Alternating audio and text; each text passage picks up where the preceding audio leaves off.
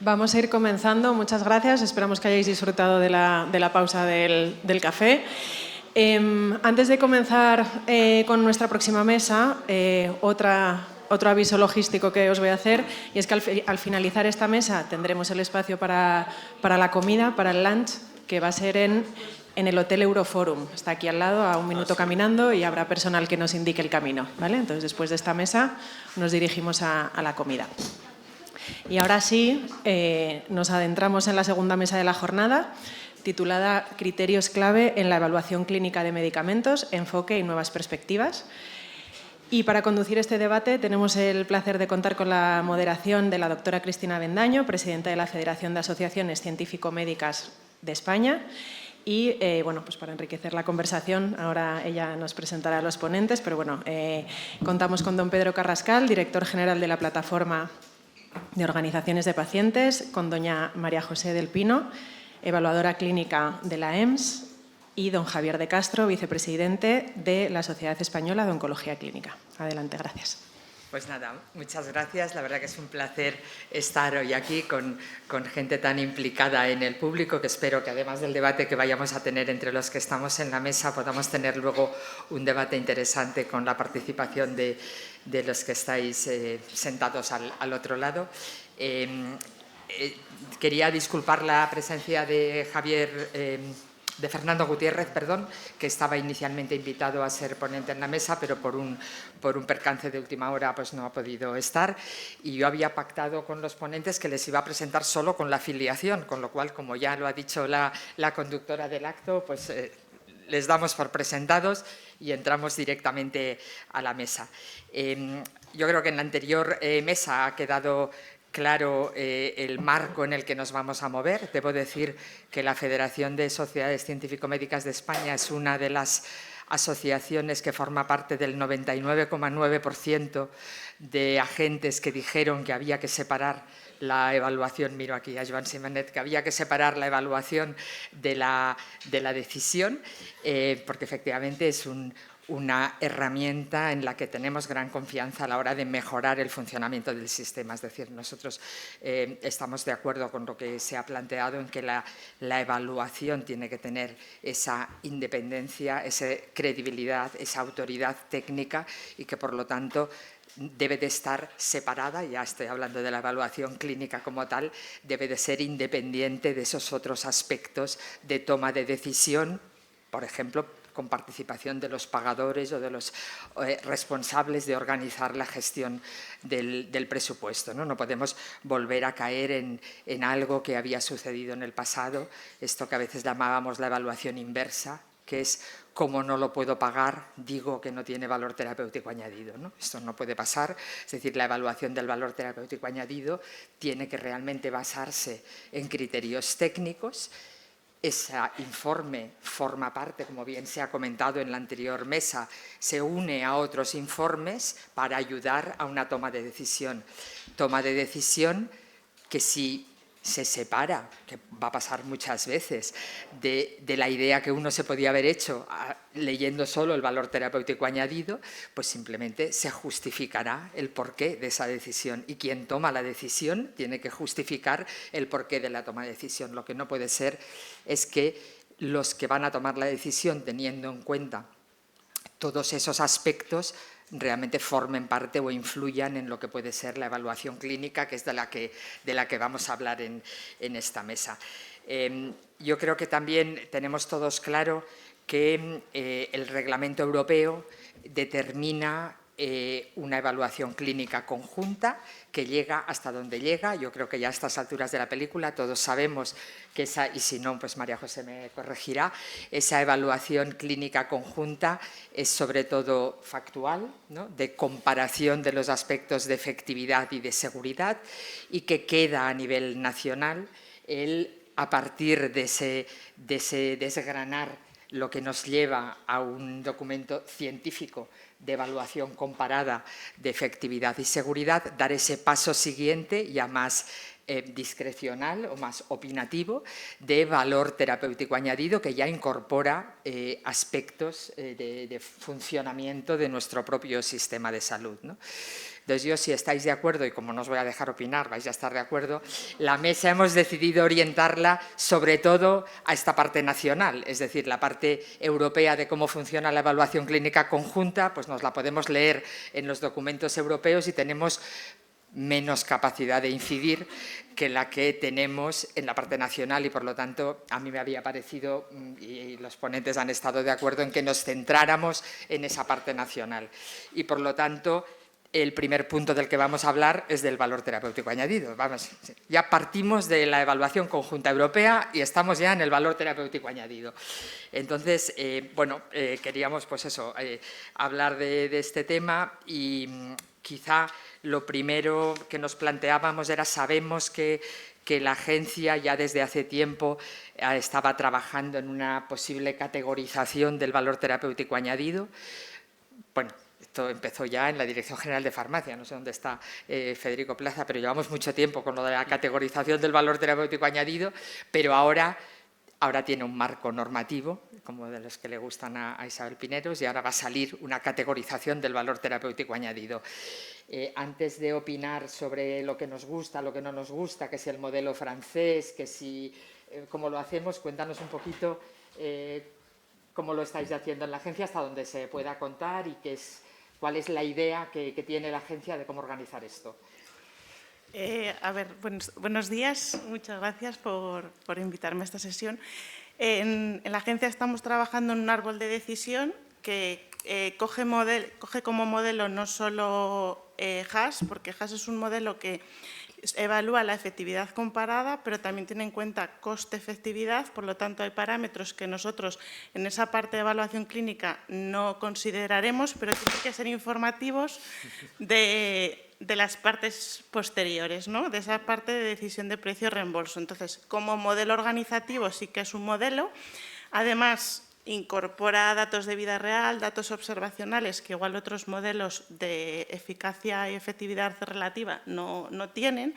Entonces, es un buen modelo para la toma de decisiones, por un lado de reembolso y luego de efectividad comparada y de ver el valor terapéutico añadido con comparadores para las tomas de decisiones posteriores.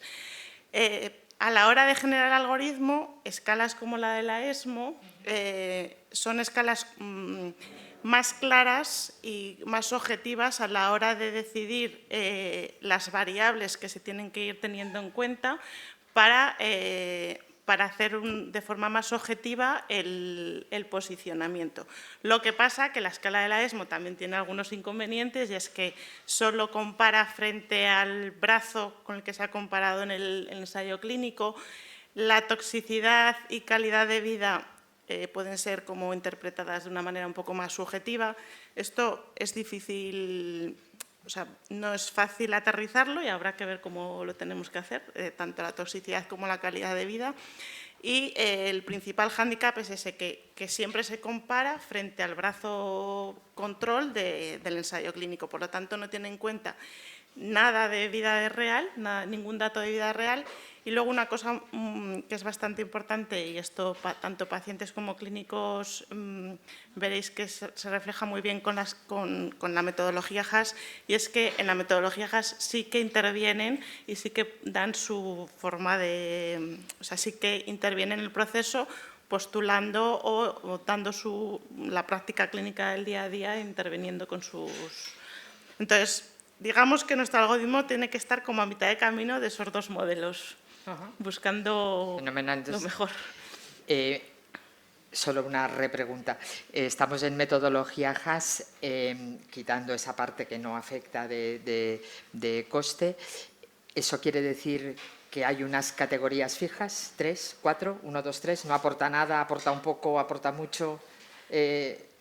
Porque una de los problemas o de las dificultades es cuando esas conclusiones del informe de valor terapéutico añadido pues son así un poco vagas y difusas, pero bueno, da lugar a interpretar. Y otra cosa, si la agencia en su idea de valor terapéutico añadido ya pretende decir categoría no aporta nada, aporta muy poco, o La idea es dar una numeración como la que tiene Numeración. HAS y que sea una numeración muy objetiva e interpretable, porque cuando ahora mismo los informes de posicionamiento terapéutico sí que estamos modulando esa sintaxis de alguna manera, pero claro, no deja de dar pie a ser muy subjetiva, entonces que sea muy claro, o sea, que se pueda publicar el árbol de decisión y que sea muy claro dónde cae cada medicamento. Y estamos trabajando en dos ramas de medicamentos, unos que serían aquellos donde sí que hay una práctica clínica, que podrían ser medicamentos que están autorizados o no, pero hay una práctica clínica. Y luego una rama, que es la rama que bueno, podemos comentar después, que genera como más incertidumbre, que es esas enfermedades de necesidades médicas no cubiertas, enfermedades raras, etcétera, que por lo general trabajas con mucha más incertidumbre y es más difícil obtener resultados. ¿Os habéis dado cuenta que en la rama de donde hay comparadores autorizados o no? Esto es importante, que quiere decir usos fuera de indicación, usos consagrados, entiendo que es así, o sea, bien. ¿Algún comentario desde la parte de oncología, porque tenéis experiencia con las escalas de la ESMO? Bueno, en primer lugar me uno a los agradecimientos, es un placer estar aquí y además me ha gustado mucho la anterior mesa porque yo creo que hemos estado, posiblemente muchos de los que estamos aquí en los últimos meses, en miles de reuniones sobre este tema y en esta mesa ha salido, yo creo, la complejidad que tiene todo esto, la dificultad y cuando hablamos de incertidumbre, la incertidumbre sobre la implementación de todo esto, ¿no? Y como además, con respecto al reglamento europeo, los fármacos oncológicos son los que van en primer lugar, pues esto a los oncólogos, que además nos preocupa mucho porque evidentemente gran parte de la innovación viene de la oncohematología, pues siempre hemos estado intentando estar cerca de la agencia, cerca del ministerio, para intentar, bueno, cómo mejorar todos los sistemas de evaluación y sobre todo el que esta innovación llegue lo antes posible a los pacientes, ¿no? Siguiendo un poco los criterios de evaluación, nosotros siempre nos hemos basado un poco en los criterios ESMO que hemos comentado y que se utilizan mucho de magnitud de beneficio. Es verdad que los criterios ESMO muchas veces se basan en los riesgos relacionados con la supervivencia global, pero aquí también me gustaría señalar la complejidad que en los últimos años ha traído la propia innovación, ya no solo farmacéutica, sino tecnológica. ¿En qué sentido? Posiblemente cuando hace 25 años comparábamos usar 3 quimioterapias frente a 2, necesitábamos 1000 pacientes para demostrar un beneficio a lo mejor residual de un mes. Cuando resulta que se incorpora, por ejemplo, toda la medicina de precisión en oncología, todo lo que es el diagnóstico molecular del cáncer, esto hace que haya ya una selección de pacientes y una selección de fármacos relacionados con la biología de esos tumores. Esto hace un cambio global. ¿En qué sentido? Ya no solo hablamos de criterios ESMO de magnitud de beneficio clínico, sino de criterios ESMO-SCAT en relación con la magnitud de beneficio que ese biomarcador genético molecular aporta a todo esto, con lo cual aumenta la complejidad. Pero también nos lleva a otro aspecto que comentaremos ahora, que son los ensayos clínicos. Es decir, el brazo comparador pues está muy bien cuando estamos comparando grupos muy grandes, pero cuando estamos generando que el cáncer pase a ser casi una enfermedad, en muchos casos minoritaria, en grupos, yo que llevo cáncer de pulmón, pues por ejemplo, pues podemos encontrar pacientes que pueden tener albergar una mutación genética, una aberración molecular en el 0,5% de la población. Y esto hace que evidentemente nunca vas a tener un fase 3, nunca vas a tener un comparador, porque posiblemente el brazo control es un brazo que no existe, ¿no? Con lo cual nos encanta el tema de seleccionar pacientes, pero evidentemente en esos criterios de evaluación tiene que entrar también esa diferencia en los ensayos clínicos. Ya no podemos hablar de los convencionales, estamos hablando de ensayos más adaptativos, de los basket, de los paraguas, y también eso hay que comprenderlo en la evaluación, porque evidentemente pues hay fármacos que los podemos autorizar con un número de pacientes que nunca hubiéramos autorizado si no tuviéramos esa selección biológica que ahora somos capaces de tener. Y en este sentido creo que de ahí la importancia de los ensayos clínicos y me toca decir que los oncólogos estamos muy orgullosos siempre por decir que somos el segundo o tercer país del mundo en ensayos clínicos en oncología. Nos gana Estados Unidos y nos peleamos con China. Estamos hablando de con quién nos estamos peleando.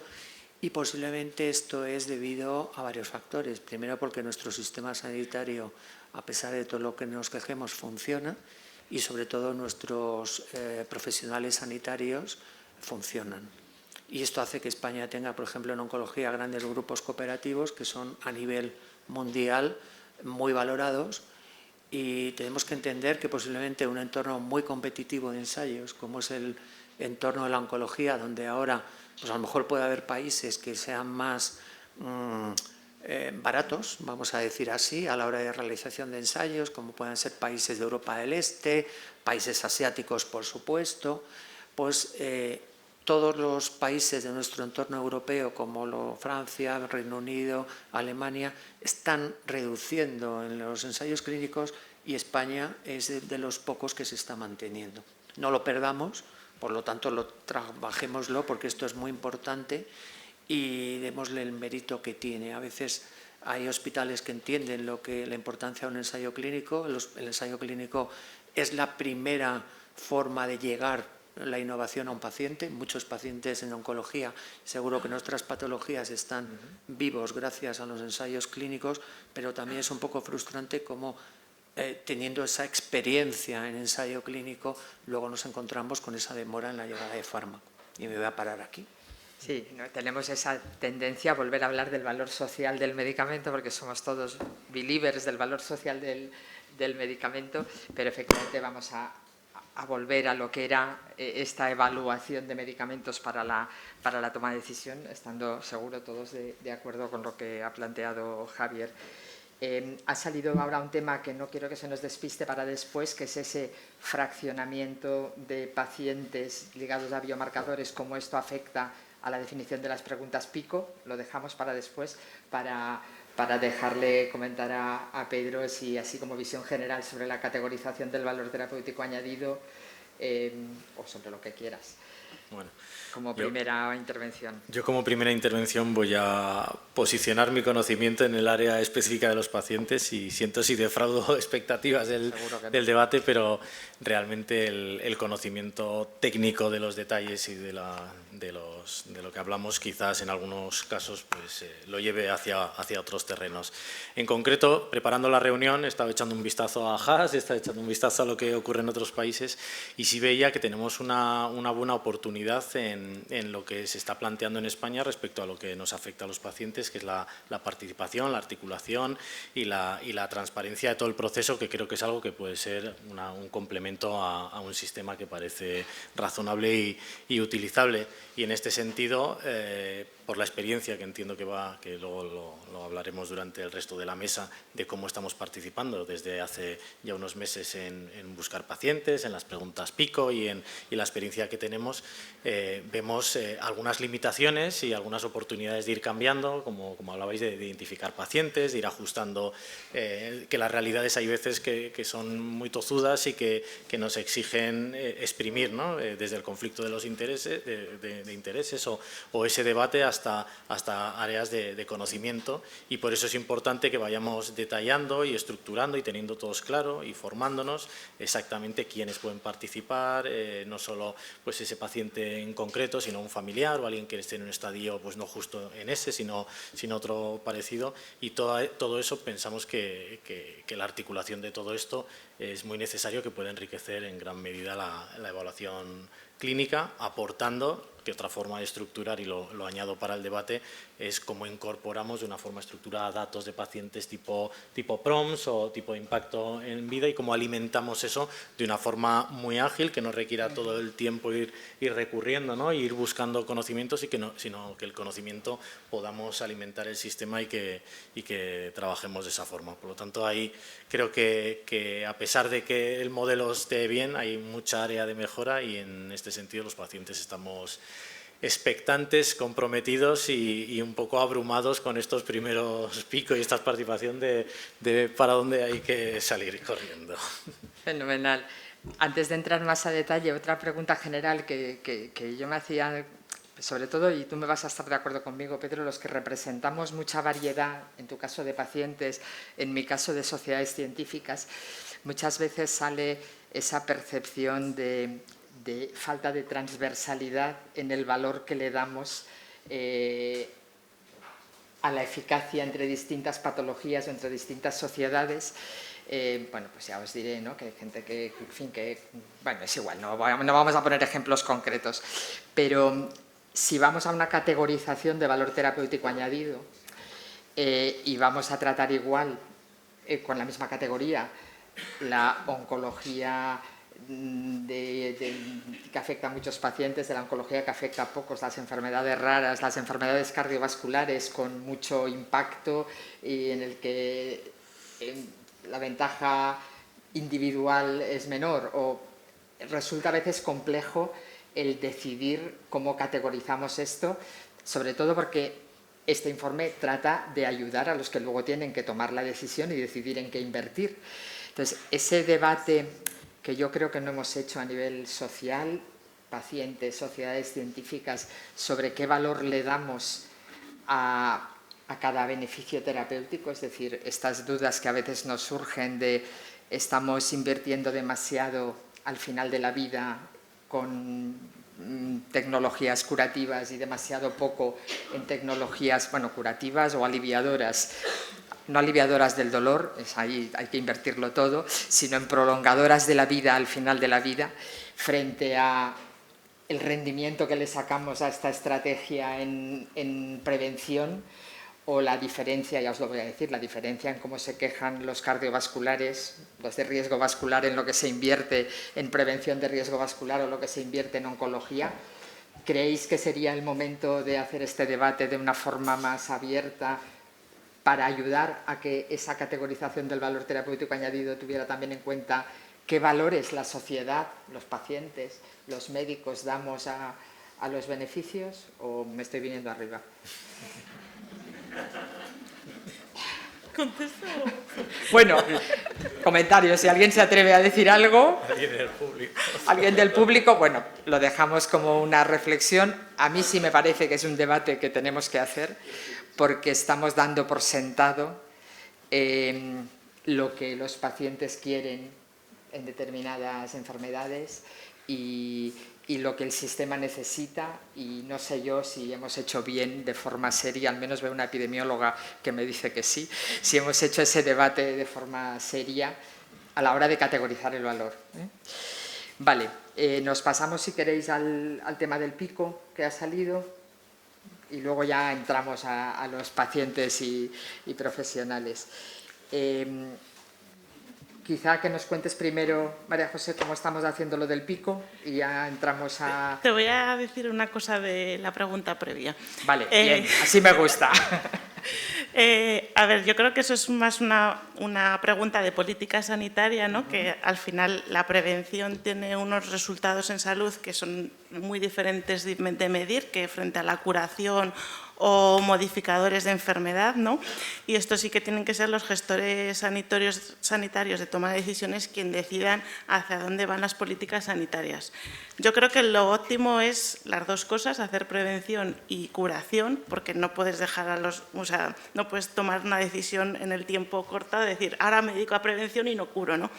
Y luego, a nivel de desarrollo de tecnologías, casi todo lo que nos llega es curativo o modificador de enfermedad. Entonces, la prevención ahora mismo no son la mayoría de tecnologías sanitarias que tenemos. Es un enfoque a largo plazo esto, más de política sanitaria. Totalmente. Y luego, a nivel de algoritmo, yo creo que tenemos que trabajar a ver si funciona uno más o menos bien en una gran mayoría de enfermedades y luego ese caso por caso, ver pues si las inmunomediadas o cardiovasculares funcionan de otra manera, pero tenemos los ejemplos de oncología que también tienen pues, entorno curativo, no curativo, y al final yo creo que tiene que ir más hacia eso, hacia poblaciones minoritarias, con biomarcadores, con mucha incertidumbre, a algo que sí que hay terapéutica que está más o menos establecida, entonces ahí el valor comparado puede discriminarse mejor.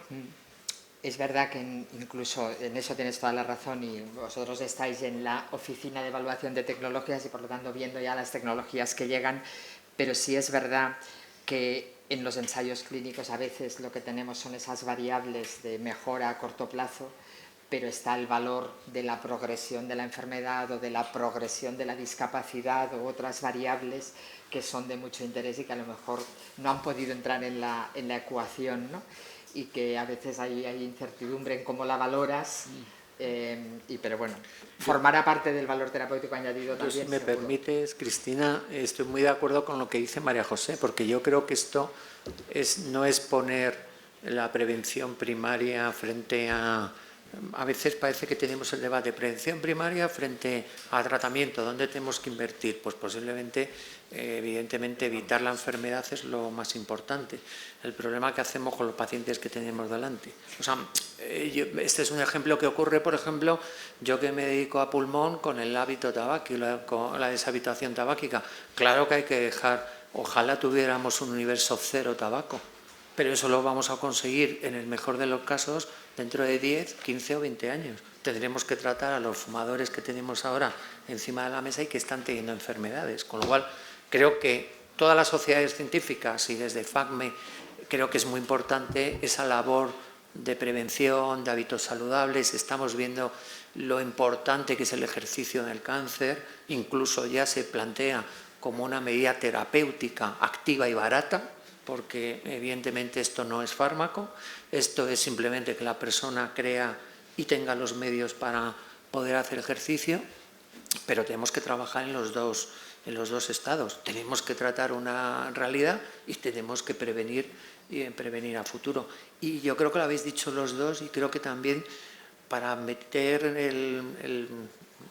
introducir el pico que comentabas, lo ha hecho Pedro también. Al final, ¿qué es lo que quieren los pacientes? Porque al final nos estamos gastando muchas veces un dineral en un fármaco y el paciente no sale contento. Y no le hemos preguntado, el paciente no nos ha dicho ni con los PRONS, ni con los PRENS, ni con los CROMS qué está pasando. Y tenemos una oportunidad ahora, con todos los medios de monitorización digital, inteligencia artificial, para saber realmente qué es lo que quiere el paciente. Y yo creo que cuando sepamos eso, podremos también darle valor y lo que tú dices, la transversalidad, no decir, porque si no parece que siempre estamos que hay de lo mío, ¿no? O sea, lo mío es lo importante y lo otro no. Entonces tenemos que buscar medidas de evaluación en ese sentido del paciente también. Muy bien, pues vamos al pico, hablando de la O, que es el outcome del que estáis hablando ahora, pero también del resto de las letras, ¿no? Todos sabéis lo que es el pico del que estamos hablando. Cuéntanos cómo está funcionando y ya orientado un poco, o sea, sabemos que el pico forma parte de la metodología europea y tal, pero de nuevo yo creo que lo que más nos interesa es poner ese foco a nivel nacional, cómo hacemos para participar en los picos europeos teniendo en cuenta nuestra realidad nacional y cómo pacientes y profesionales clínicos expertos en la enfermedad participan en el ejercicio pico que la agencia ya está haciendo de los nuevos medicamentos que evalúa. Cuéntanos, estamos ansiosos. Bueno, pues actualmente hay 5 o 6 procedimientos en marcha. 3 son públicos y alguno de vosotros seguro ya lo conocéis. Los 3 primeros ya sí que se ha hecho el pico y la consolidación. Y cómo hemos trabajado desde España ha sido, hay 21 días asignados para dar ese pico nacional y nosotros en estos primeros procedimientos nos hemos anticipado. Desde que teníamos la información de la indicación general, la hemos comunicado a sociedades científicas y asociaciones de pacientes para la identificación de expertos. Luego hay unos días de trámites administrativos, pues se analiza el conflicto de interés o potencial conflicto de interés, se establecen las medidas de confidencialidad oportunas y una vez que tenemos esos expertos identificados, compartimos con ellos la indicación solicitada, el área terapéutica y el mecanismo de acción de la molécula. Hemos trabajado en 2 formularios, uno para pacientes y otro para clínicos, que se parecen mucho a los formularios europeos, que no son públicos, pero en algún momento se publicarán. Y además compartimos con ellos la plantilla europea de obtención de los picos. El feedback en general ha sido muy bueno. También se comparte, con la Dirección General de Cartera y Farmacia, que extrae las potenciales diferencias entre regiones. Son los encargados de extraer esta información. Todo esto lo recopilamos los evaluadores y en algunos casos que hemos considerado oportunos, pues si hemos visto que necesitábamos reunirnos o consultar a algún clínico, se ha hecho para consolidar ese pico. Y lo que sí que hemos visto es que pues, en algún momento también quizás puede ser importante dar una formación, ¿no?, de cuáles son los picos que pueden ser necesarios, ¿no?, si se necesita toda la información o se necesita la más importante, ¿no?, porque al ver una plantilla pico con muchas columnas da pie a que tú contestes con muchas columnas a veces, sin tener una justificación clara a nivel clínico, ¿no? Esto, bueno, a nivel de comentarios así para que veáis. Y en general el feedback es bueno. Yo creo que tenemos que aprender todos un poco del procedimiento, ver cómo lo vamos ajustando, ¿no?, pues conflictos de intereses, etcétera. Y bueno, yo creo que es bueno, que que se está funcionando bastante bien y los evaluadores somos muy receptivos tanto a la información que nos dan los pacientes como los clínicos. Para lo que es comparadores es imprescindible el punto de vista, la práctica clínica del clínico, también porque aterrizan las necesidades logísticas formativas que un medicamento pueda tener, y luego, sobre todo a nivel de outcomes, es el paciente el que más puede aportar.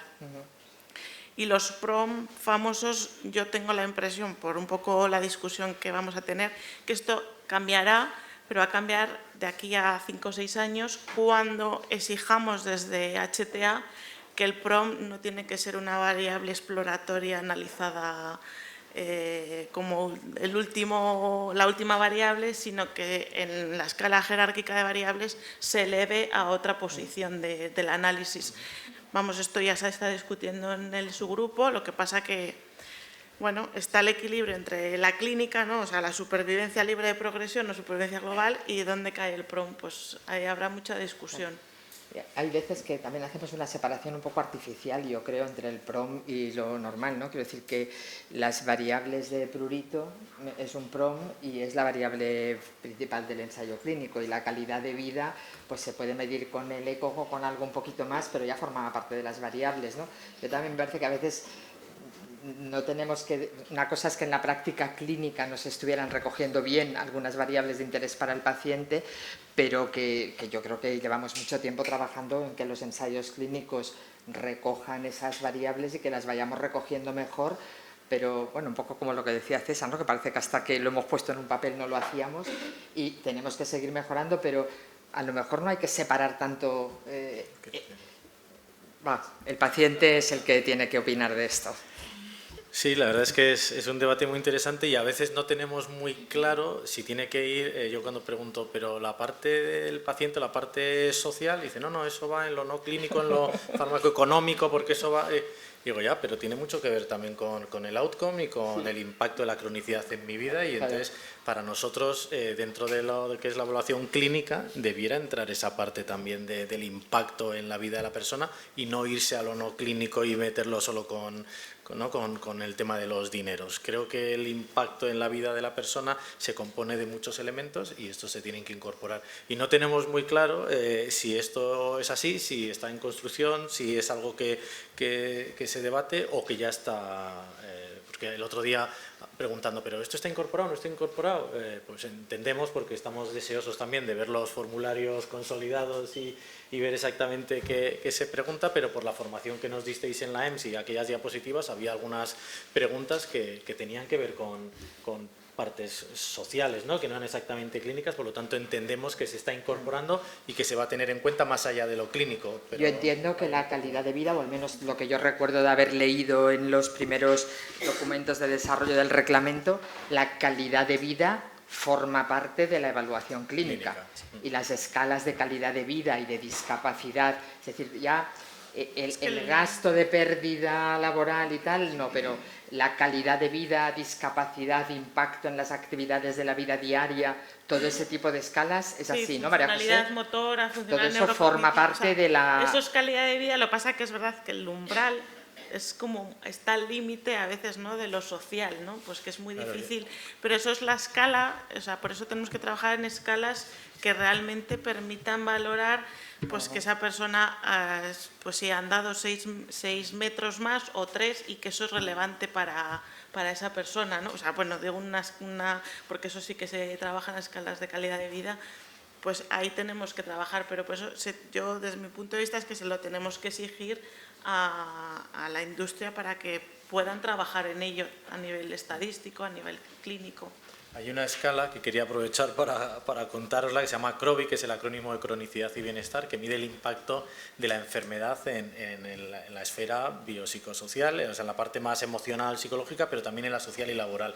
Y en este sentido no solo se trata de contabilizar, que no lo contabiliza, estamos más en la parte del outcome, no el impacto que está teniendo en el empleo o en el impacto que tiene en la economía de nuestro país, sino está diciendo, estás dejando de ir a trabajar, esto te está cambiando, este medicamento que no te está funcionando, que hay que cambiar, hasta qué punto está cambiando en tus relaciones sociales o hace que tú no puedas participar. O sea, cuando metemos lo laboral no solo estamos hablando de medir el impacto sociolaboral, sino qué impacto tiene en los resultados de calidad de vida, pero que muchas veces esta escala se creó de forma transversal entre todas las organizaciones pacientes y pacientes porque la calidad de vida se quedaba como muy reducida a una parte y no tenía en cuenta otros criterios.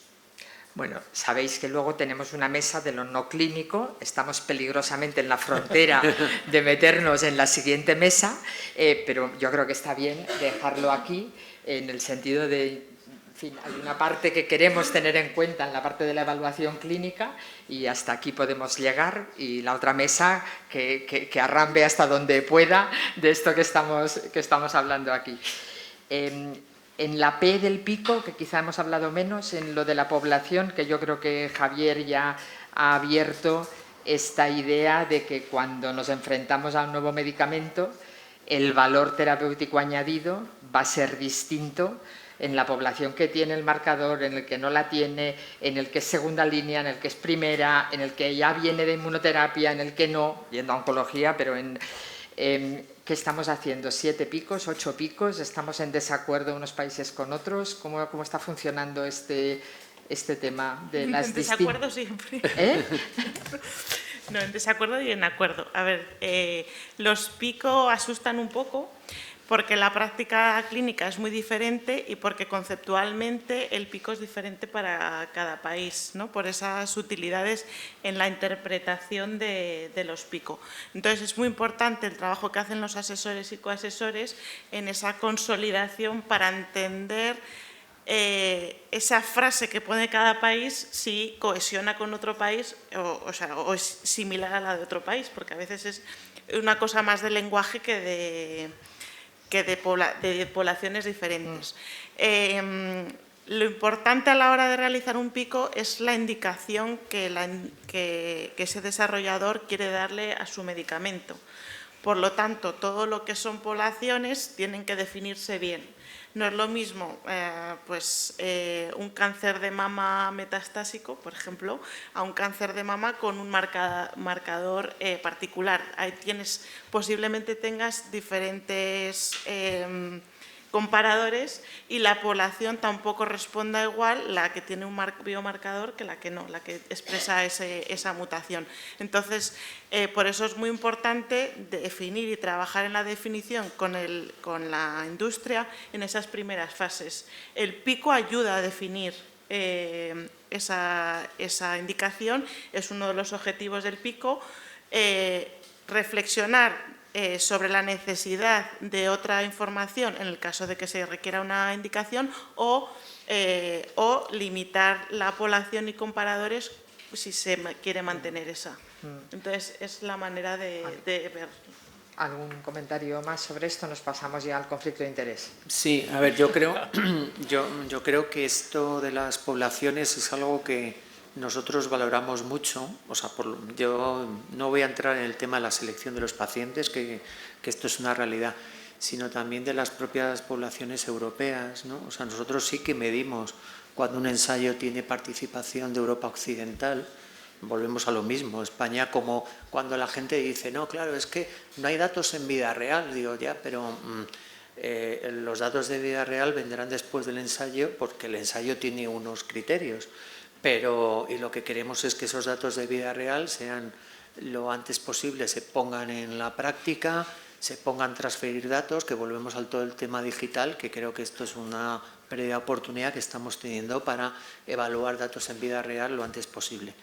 Pero volviendo al ensayo, sí que valoramos que haya población española, sí que valoramos que no haya población absolutamente asiática, pero no por un tema de diferencia racial, sino simplemente porque son diferentes.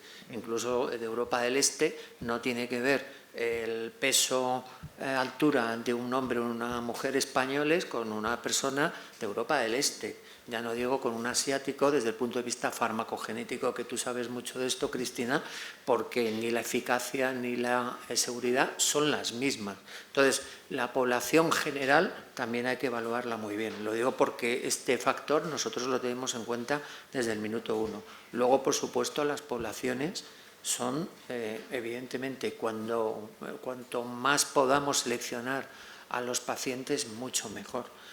Esto también se va haciendo cada vez más complejo porque vamos avanzando y aquí a veces cuando hablamos de la innovación, claro que es importante la que hacemos en fármaco, pero no nos olvidemos de la tecnológica, que creo que es fundamental. Se ha avanzado muchísimo en la oncología radioterápica. Ya no digo nada de la cirugía robótica, que está prácticamente presente en el cáncer, en el tratamiento del cáncer, la mayoría.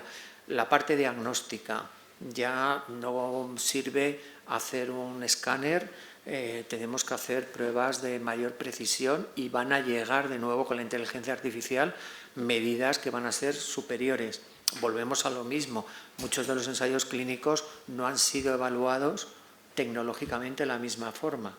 No es lo mismo operar a un paciente cuando hay un criterio de un cirujano que encima tiene mucha experiencia y encima opera de una forma altamente tecnológicamente sofisticada, que operarlo cuando ese mismo otro cirujano no tiene esa experiencia. Con lo cual, toda la parte tecnológica, fijaos cómo ha cambiado en los últimos años el diagnóstico, la cirugía y también, como digo, la oncología radioterápica. O sea, no solo fármacos, sino todo. Y esto hace, volviendo un poco a la pregunta anterior, un poco que la necesidad del paciente también es muy variable, porque cuando un paciente es diagnosticado, por ejemplo, un cáncer, y me imagino que en otra enfermedad pasará igual, lo primero que quiere es curarse, y en ese momento a lo mejor no prioriza tanto su día a día, o que le salgan granitos, o que le hayan hecho una cicatriz de 10 centímetros cuando le podían haber operado por endoscopia, ¿no? Entonces, el problema es ese, que yo creo que como estamos avanzando tan rápido, el paciente es dinámico. A lo largo de la evolución, claro que empieza a pedir, Pedro, más cosas en función del beneficio que está obteniendo. Y creo que esto, a la hora de la evaluación, también es muy importante. Se ha entendido por fin que queremos saber la percepción de valor que le da el paciente a cada outcome en cada momento y que efectivamente van a ser distintos, no se puede meter todo en un saco. Vamos a la participación pues, de pacientes y profesionales y a las limitaciones que tenemos, que yo creo que se han comentado en la anterior mesa, han salido ya.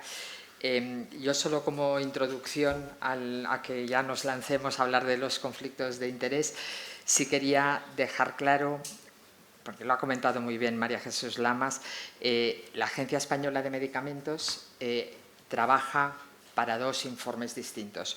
Uno son el informe de evaluación para la autorización de comercialización en el marco de la EMA y ahora este otro nuevo que tenemos en el marco de los informes de evaluación y valor terapéutico añadido en tecnologías sanitarias.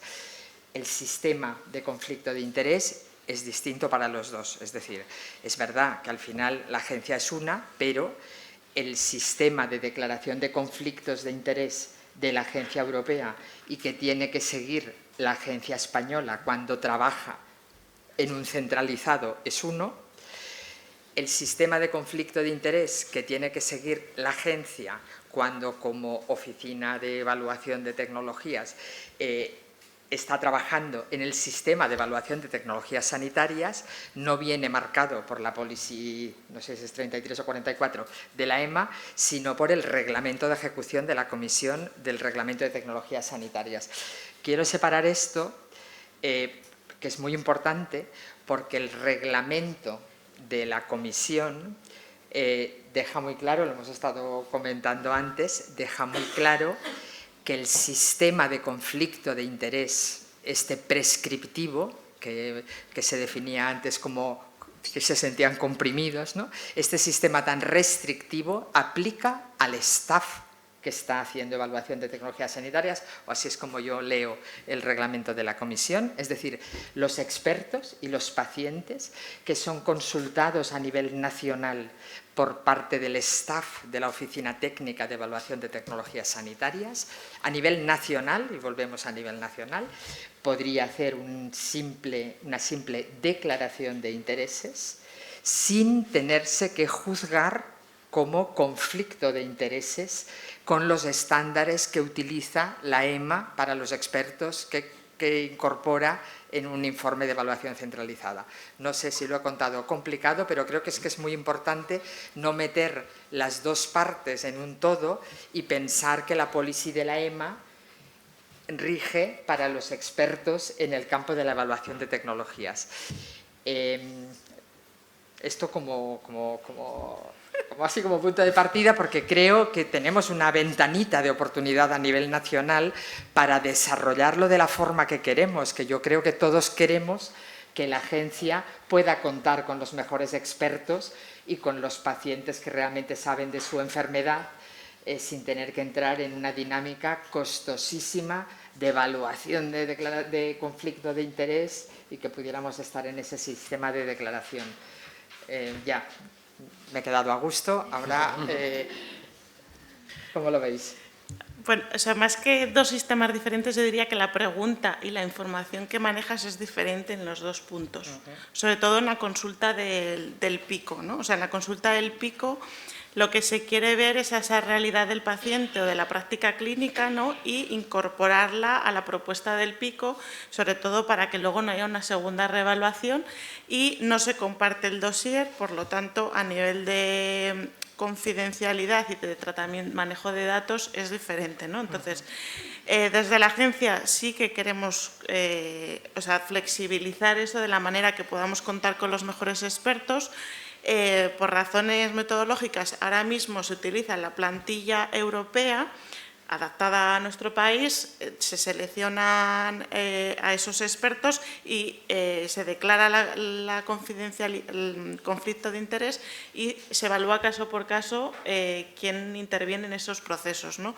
Es complejo porque bueno, pues las preguntas son diferentes, pero es verdad que el experto, por lo general, tiene conflictos de interés.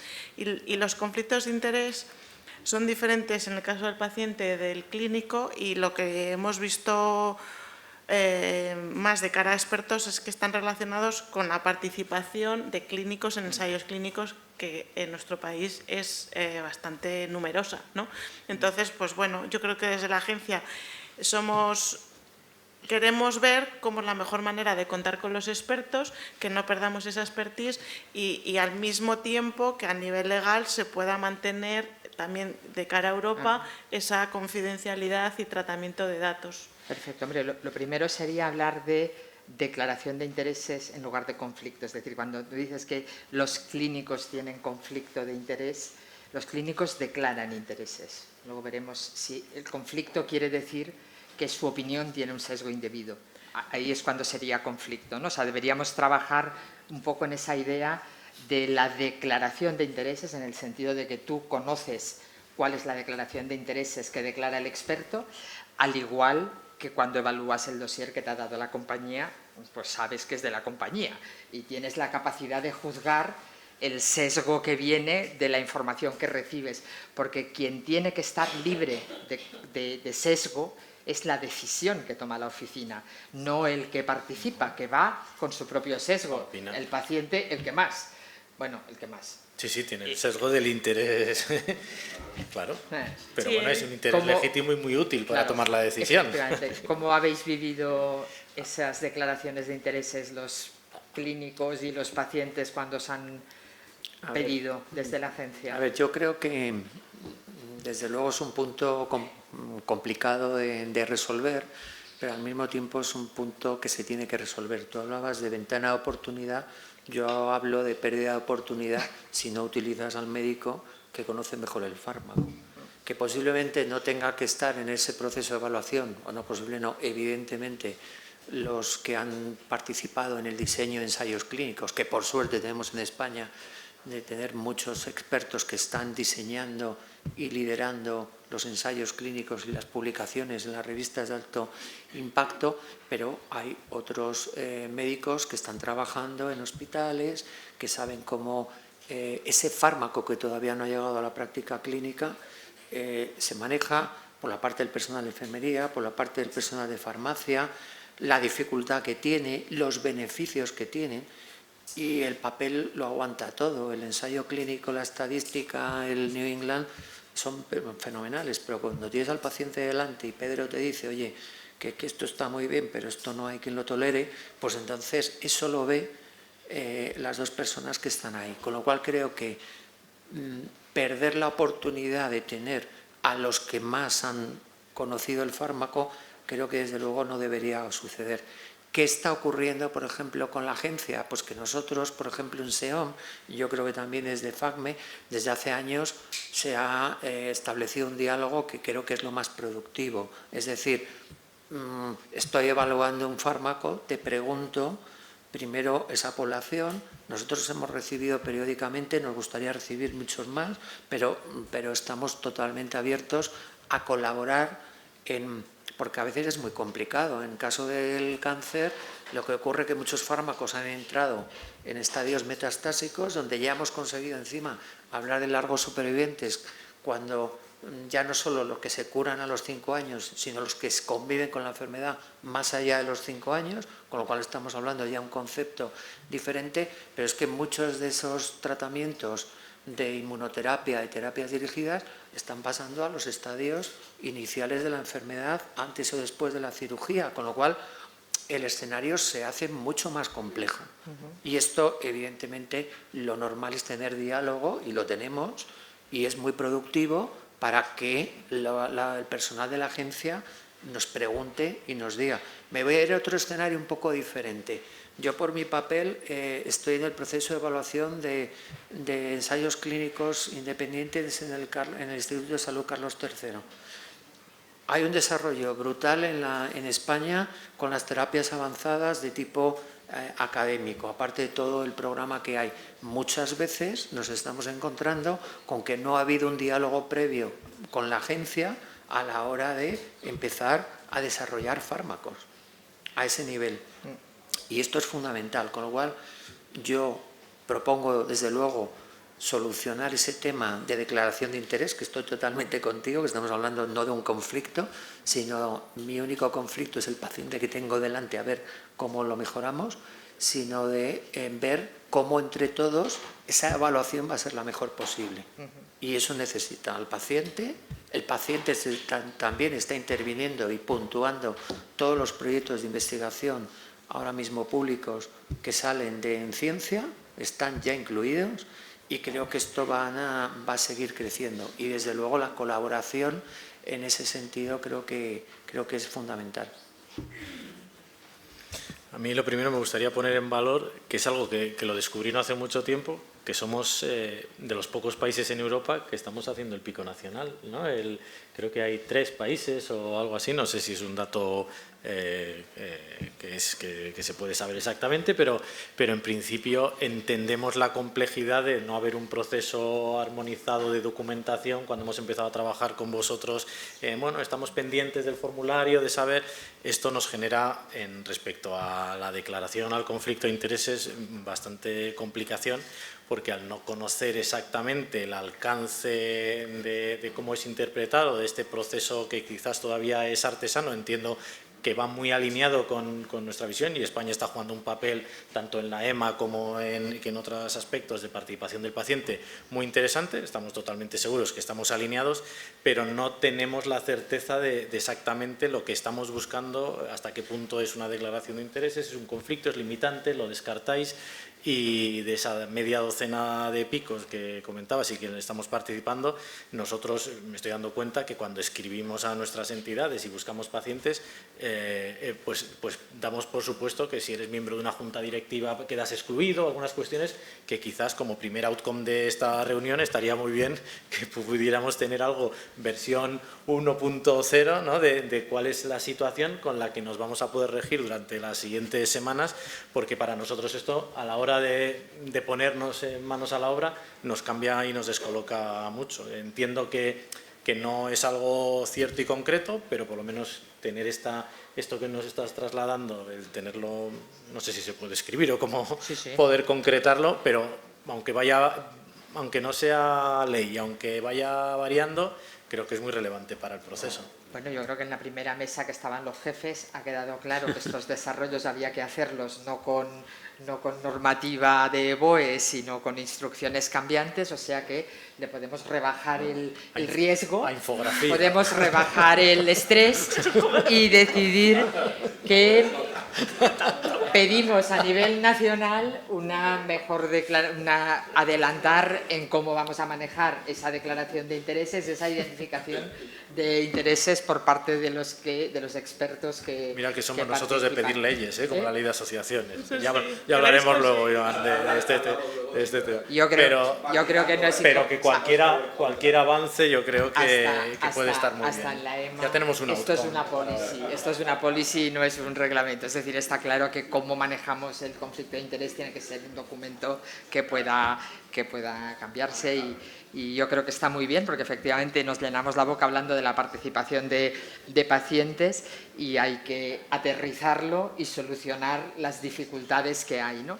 Has hablado tú antes, María José, también de formación que era necesaria. Yo creo que ese es un tema que los pacientes también sacáis a menudo. Primero tenemos que identificar qué es lo que esperamos de los pacientes. Yo creo que esto está claro, porque no se trata de que los pacientes se conviertan en oncólogos, sino de exactamente qué es lo que tienen que aportar, y una vez identifiquemos y estemos alineados en que, habiendo identificado qué es lo que hay que aportar, cuál es la formación que se necesita. No sé si estamos adelantando en esto también, o también necesitamos otro paper. No.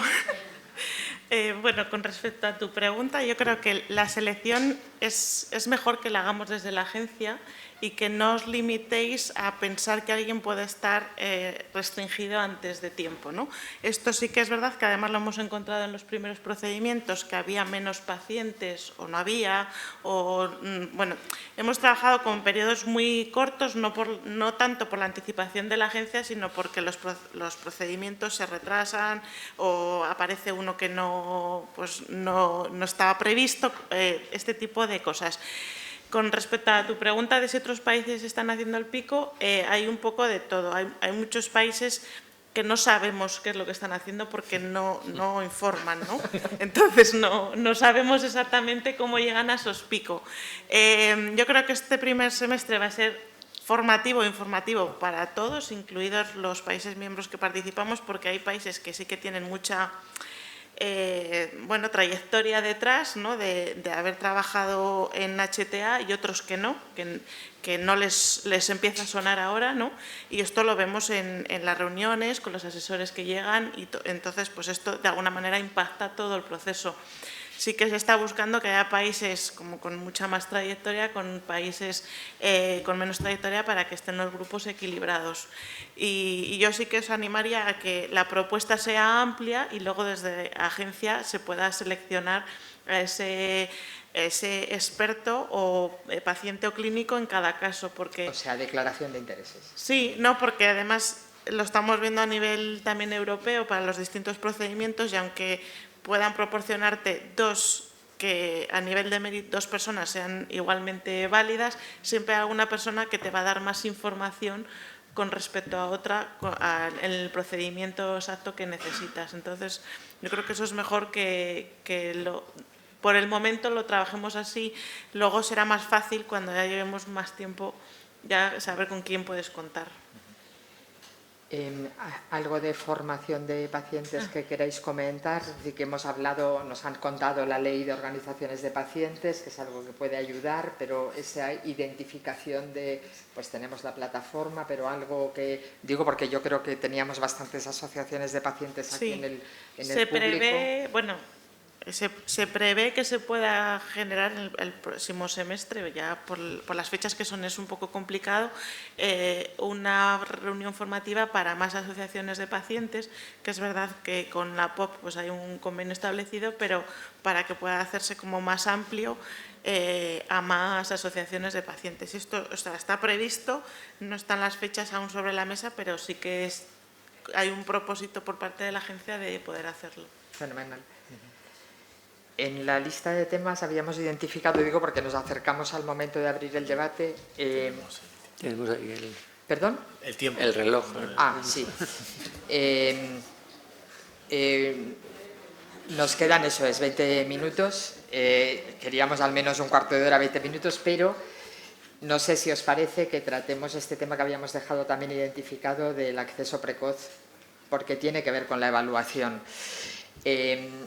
Entendemos que vamos a estar en un sistema en el que está corriendo ya la evaluación del nuevo medicamento con expertos, recabando la opinión de pacientes, mientras todavía no está el medicamento ni siquiera comercializado, o desde luego después en ese intervalo entre comercialización y financiación que tanto estrés nos genera en este momento, ¿no? Es decir, todos somos conscientes de que hay un momento en el que hay una autorización de comercialización. Hasta ese momento hemos sido todos los países europeos igualitos, sale una ficha técnica igualita para todos, y a partir de ese momento empieza la diferencia con algunos países que dan acceso regular con comercialización antes que España, que no da ese acceso regular hasta que toma la decisión de financiación, y eso genera mucho estrés, incomprensión, inequidad entre pacientes, entre hospitales, entre comunidades autónomas.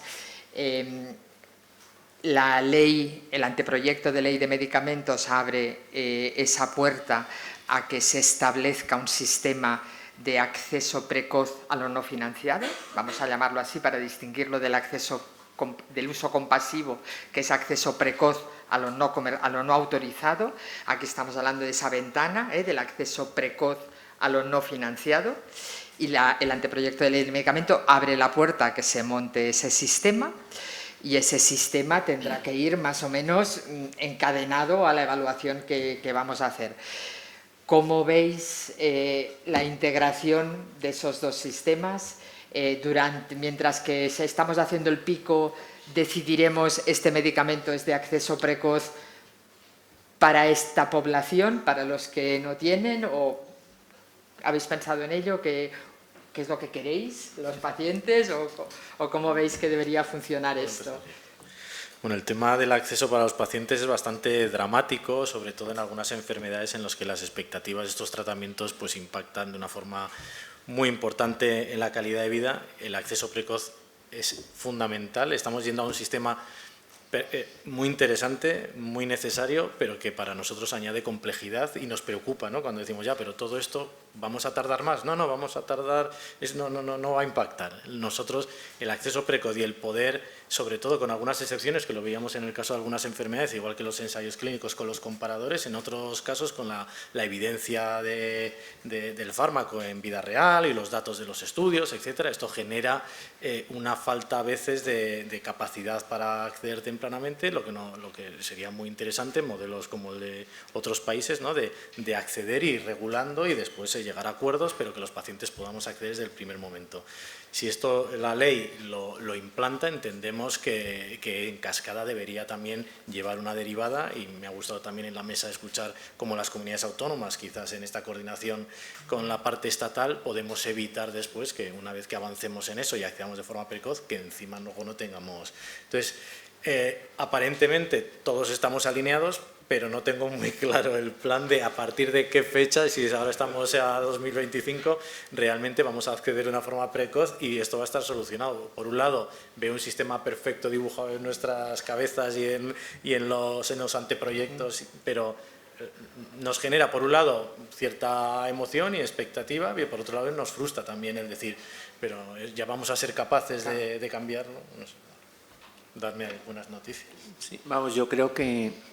O sea, en primer lugar, cuando desde luego hay que demostrar que el fármaco tiene impacto y que realmente es un fármaco que tiene valor, que esto es fundamental, pero cuando se produzca esto, sobre todo cuando es una necesidad no cubierta, una enfermedad huérfana, yo creo que le tenemos que dar una prioridad absoluta. A mí me gustaría no hablar de prioridad porque todo funcionará con un ritmo, pero claro, lo que no podemos es meter a este tipo de pacientes.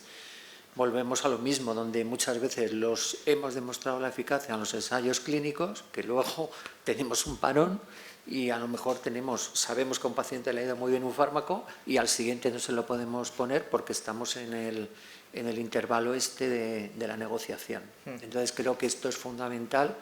Desde SEOM y yo creo que desde FACME todas las sociedades científicas queremos que esto sea así, que y además sobre todo cuando vamos a este grupo de pacientes, posiblemente sean grupos limitados, que fácilmente controlados, que los podemos seguir y donde podemos tener datos en vida real. Y creo que esto es fundamental. Ahí yo creo que me gustaría introducir también algo que es que desde hace años hablamos de la necesidad de transparencia del proceso y de la trazabilidad. Y esto compete a todos, a la industria y a la parte del gobierno, porque muchas veces las propias sociedades científicas no sabemos en qué parte del proceso está. O cuando se toma una decisión de no financiación, o se dice, bueno, es que estamos en un proceso de negociación y esta primera es negativa, pero luego segundo que sale una positiva, eso flaco favor hace, porque en el momento que hay una decisión de no financiación, en los hospitales volvemos... Yo sí que creo que hay diferencias en la equidad, porque incluso dentro de comunidades autónomas pues hay algunas que tienen compra única de fármaco, otras tienen, según los hospitales, unos sí, otros no. Entonces esto es lo que no puede ser, donde todos los pacientes o todos sí o todos no. Pero, insisto, creo que si entramos en un punto de no financiación, la gran tragedia es que no podemos poner ese fármaco. Entonces creo que tiene que haber otras medidas de negociación que no sea llevar a esa situación. Sí, porque se llama no financiación, pero es no financiación de momento, luego será que sí. Claro, y el paciente del mes de septiembre es que no y el del mes de enero es que exacto, sí, eso no puede ser. Exacto, eso es un tema muy duro y donde ya digo, yo creo que aquí todos los profesionales que trabajamos con el paciente, ya seamos oncólogos, cardiólogos, farmacéuticos de hospital, todos podemos poner nuestra labor de dar... aquí ocurre lo mismo, cuando hablamos de datos de vida real, usos expandidos que pone la industria farmacéutica, tenemos que medirlos, tenemos que saber realmente lo que está ocurriendo y seguimos sin poder medirlos, no tenemos un sistema interoperable de historia electrónica. En Madrid tenemos no sé cuántos sistemas, entonces claro, quiero decir que todas estas cosas nos allanarían mucho el camino, ¿no?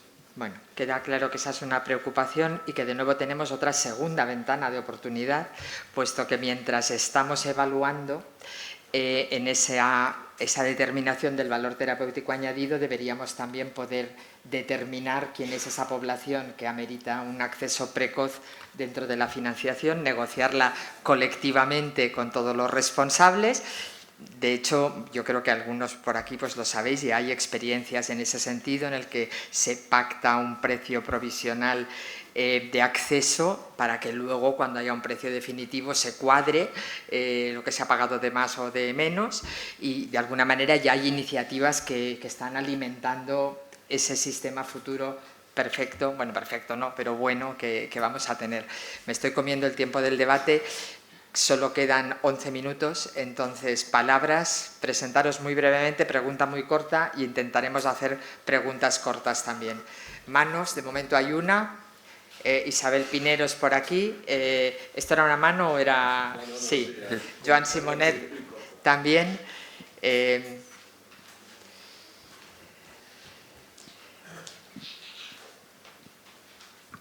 Bueno, en primer lugar, felicitaros por la mesa.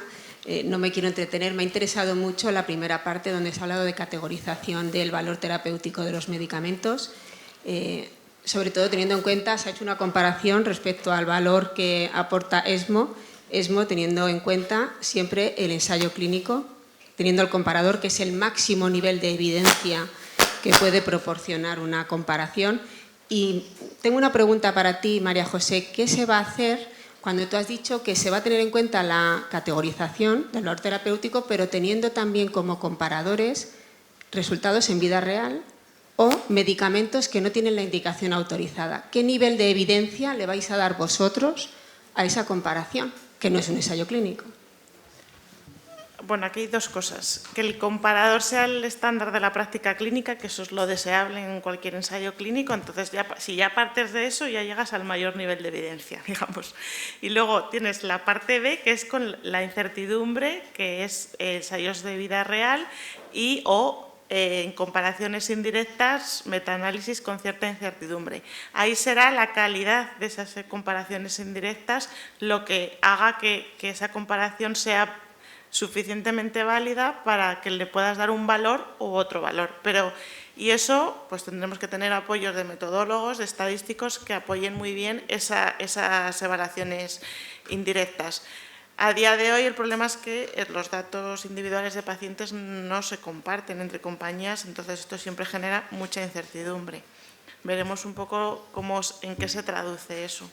Yo me refiero a que si tú le das una categoría a un nuevo medicamento y esa categoría implica que es de un valor terapéutico significativo, moderado o nulo, le estás condicionando su financiación. Estamos hablando de un nuevo medicamento. Es decir, le estás exigiendo a un nuevo medicamento que presente un desarrollo clínico correcto, o sea, bien hecho, cuando luego lo estás comparando con otros medicamentos que no tienen nivel de evidencia. Es decir, le estás poniendo un filtro muy exigente al nuevo medicamento y no lo estás poniendo cuando lo vas a comparar con una alternativa que no tiene a lo mejor la indicación autorizada. Ahora te estoy entendiendo. ¿Me entiendes? Sí, ahora sí. O sea, me refiero siempre es evaluación, categorización para informar una decisión. Claro, esos son los off-label. No, o sea, tu pregunta responde más a qué brazo, a qué rama del árbol de decisión va a ir ese medicamento. Si se compara frente a algo de la práctica clínica o no se compara frente a nada. O sea, esa es diferente a lo que me dices tú. En realidad siempre es mejor un medicamento autorizado porque cumple con toda la normativa, tiene una farmacovigilancia después y ese medicamento no se va a penalizar, todo lo contrario. Lo que pasa es que si hay una práctica clínica consolidada frente a la que se puede comparar, eso sí le puede penalizar. Pues todo lo que es corticoterapia, en inmunomediadas, que son medicamentos que no tienen una indicación expresa, pero sí forman parte de la práctica clínica. Ahí sí puedes penalizar. No me refiero a un off-label con dudas, con una población muy pequeña. El estándar de tratamiento no siempre tiene evidencia y es el estándar, y desde luego es el estándar. Vamos, que eso no hay duda, ¿no? Siempre les digo a mis estudiantes que la penicilina en meningitis meningocócica no tiene ningún ensayo. Pero no tenemos ninguna duda, ¿no? O sea, Pero el estándar de tratamiento es el estándar y están las guías de práctica clínica y tenemos buena información. Que muy bien. Tengo la voz potente, Bueno, pero llega el micro, entonces todavía será más potente lo que digas. Primero de todo, felicitaros a los miembros de la mesa. Yo creo que ha sido una mesa muy interesante y sí que es verdad, habéis tocado un tema importante. Es verdad, cuando estás en la CIM y como dices, a veces es complicado y lo habéis dicho muy claro, no es fácil la toma de decisiones, pero sí creo que cuando hay un nuevo medicamento que viene, que puede cambiar el curso de una enfermedad, y eso se sabe, o puede cambiar, puede significar algo muy importante. Yo creo que hacer una autorización parcial de este medicamento, yo creo que puede ser bueno. Y no creo que ni Ministerio ni comunidades autónomas estemos ahí en contra. O sea, estas autorizaciones parciales que ya se complementan, yo creo, luego, como dices tú, a ver cómo lo implementamos, a ver cómo llega, que es verdad que estamos en un impasse de mucha regulación, de mucha... Y que conste que no estoy en contra de la ley que hablábamos antes, yo lo he matizado. He matizado que a mí lo que no me gusta, digo, este afán proteccionismo, yo creo que sois muy autónomos, la POP, para poder decidir dónde estáis para que os vengan a proteger. Es verdad que estáis negociando, que hay que hacer una ley, o sea, matizando esto. Yo creo que es importante, pero que hay que regular lo justo y necesario, no más en llegar. Evidentemente sé que habéis trabajado mucho tiempo en esta ley y hay que llegar a un acuerdo, y todas las comunidades estamos, y Baleares trabaja mucho con las asociaciones de pacientes, matizando el punto ese, por si no quedó claro antes. Ahí luego has hablado un poco también del tema de los picos. Es un tema que nos preocupa. El PIB de cada país es distinto. Cuando el poder armonizar lo que va a salir, no sé cómo lo vais a ver. Sé que tenéis facilitadores por lo que has comentado y tal, pero el análisis pico, el informe que haces, yo no veo, para poner un ejemplo, un Polonia o un España, pues o una Alemania frente a nosotros. Ahí, ¿cómo se va a armonizar eso? Bueno, no somos tan diferentes los unos de los otros, ¿eh? Lo que sí que es diferente es si un medicamento está financiado en un país o en otro, pero no a nivel clínico. La práctica, o sea, los medicamentos que se consideran comparadores no son tan diferentes. Ese es el primer punto. Lo que sí que es la financiación. Pues igual medicamentos más disruptores en países del este no están financiados y utilizan otros fuera de ficha técnica. Y ahí es donde los picos pueden aumentar un poquito la variabilidad en sus poblaciones, etcétera. Pero lo importante es que cuando nosotros lo tengamos que aterrizar en nuestro país, el pico que nosotros queramos sí que esté en ese dossier que nos entrega la compañía. Entonces, de esa manera evitaremos posibles reevaluaciones, porque entenderemos que la mayoría de regiones de nuestro país, de comunidades, de hospitales, adoptan esa práctica clínica. Lo que hay que ver es esos pequeños subgrupos que no están en los ensayos clínicos, que pacientes muy refractarios, que ya han pasado por muchas líneas diferentes. Eso si pertenece a la práctica clínica o pertenece al pico. Eso es una de las cuestiones que yo creo que queda un poco por abordar, que generan picos adicionales y que en general tampoco el desarrollador va a poder, al menos a corto plazo, presentar información. Entonces ahí es donde yo hablo de formación, un poco por ver, o sea, realmente ver dónde está lo importante, ¿no? De decirle al clínico, mira, es que hay que centrarse en esto, esta población que me pones realmente crees que pueden, o sea, es otro pico o es simplemente una cosa de práctica clínica que tú tienes que abordar con el equipo de farmacéuticos, de oncólogos, todos los que participen.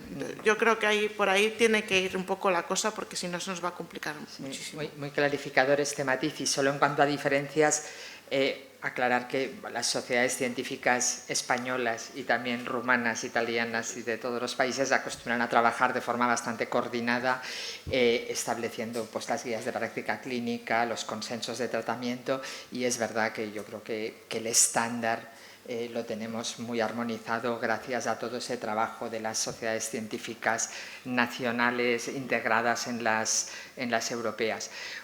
Mínimas palabras, había pedido Federico, y ya, como nadie ha levantado más la mano, será la última palabra. Es un tema que sale recurrentemente y es la ventana de tiempo de desde que se produce la autorización de comercialización europea hasta que realmente se incorpora un medicamento, una indicación en la prestación farmacéutica.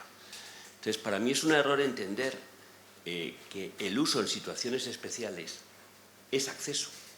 No es acceso. Es acceso errático, porque de entrada no es un acceso vinculante, no es un derecho del paciente. Hay comunidades autónomas que lo adoptan y hay comunidades autónomas, incluso hospitales, que no lo adoptan. Totalmente. Y para mí prestación farmacéutica es acceso cuando regular. cumple las condiciones de acceso regular, de acceso universal. Eso es lo primero. Esa ventana de tiempo, bueno, se ha utilizado usos especiales o situaciones especiales, bueno, para dar un poco de cobertura a una situación un poco de semilaguna jurídica que hay que resolver y que se va a resolver, entiendo, con la nueva ley. La nueva ley establece un fast track para determinadas situaciones, prevé un fast track para determinadas situaciones, a lo mejor en vez de 180 días, 90 días.